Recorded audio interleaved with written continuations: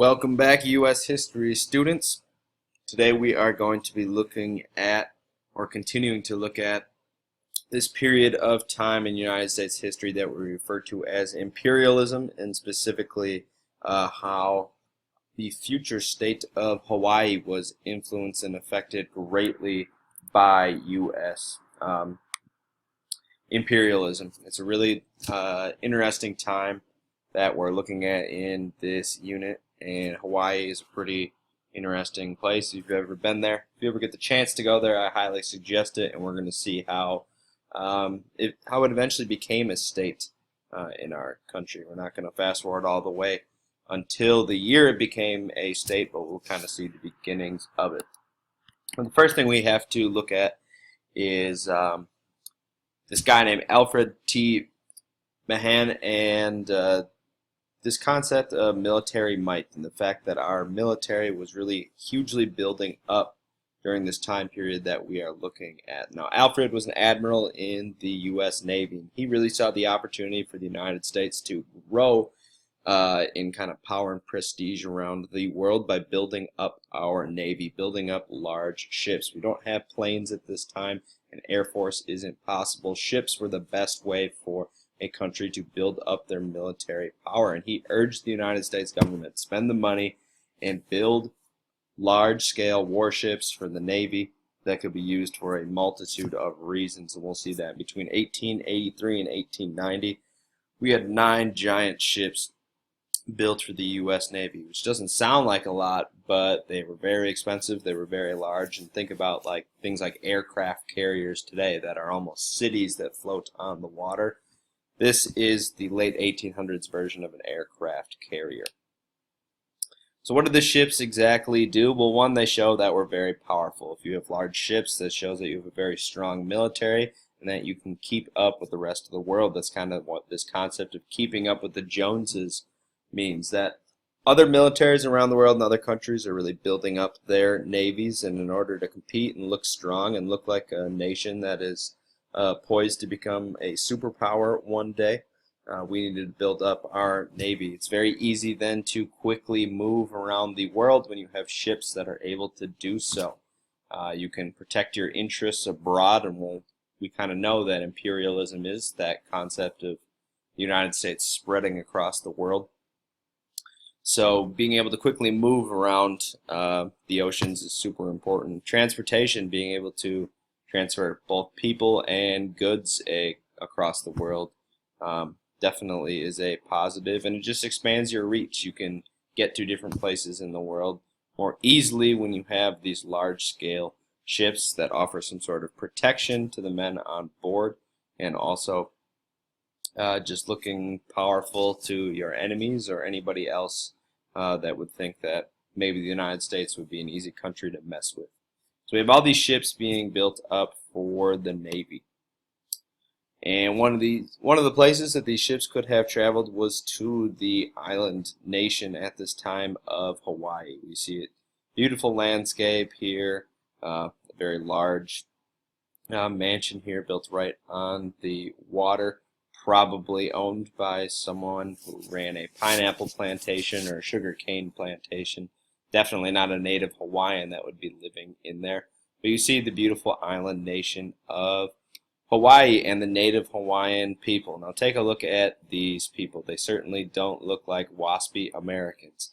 And as we've seen with immigrants, we have a problem with people that aren't wasps at this time. And these people look nothing or act nothing or have a culture that's nothing like a white Anglo-Saxon Protestant at this time. And as you can imagine, as we'll see, it causes some issues when we really want to get involved in the nation of Hawaii.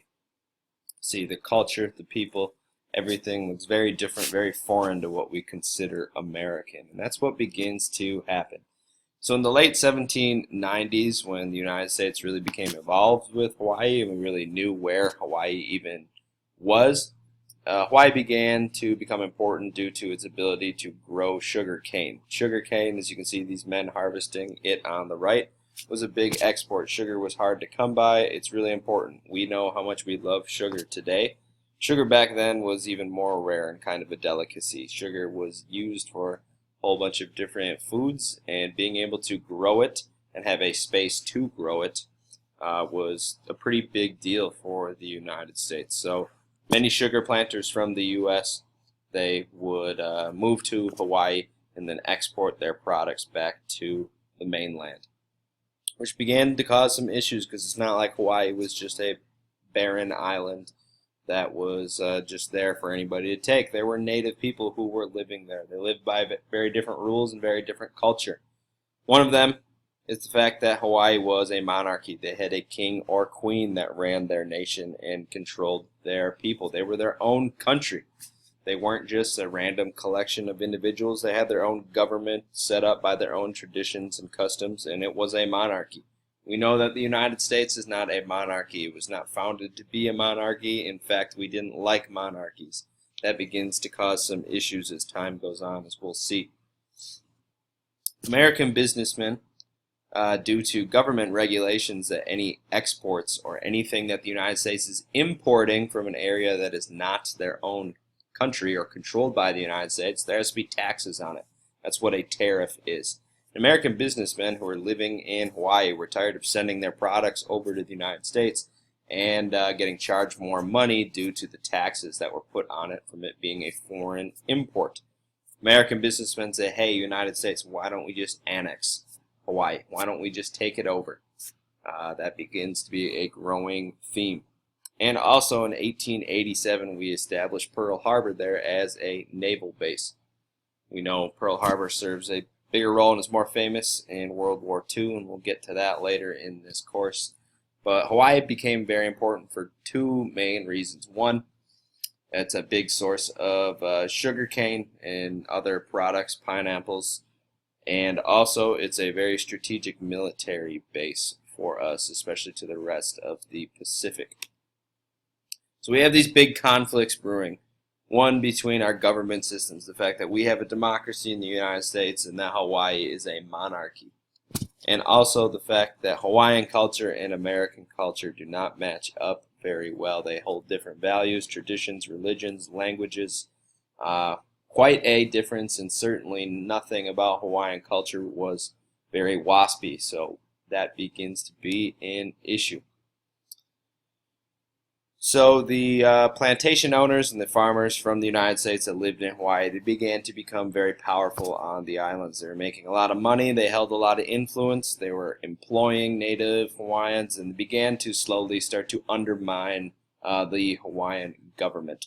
We see the king and the king's sister here, the queen, which eventually does become queen of Hawaii. But King Kalakaua,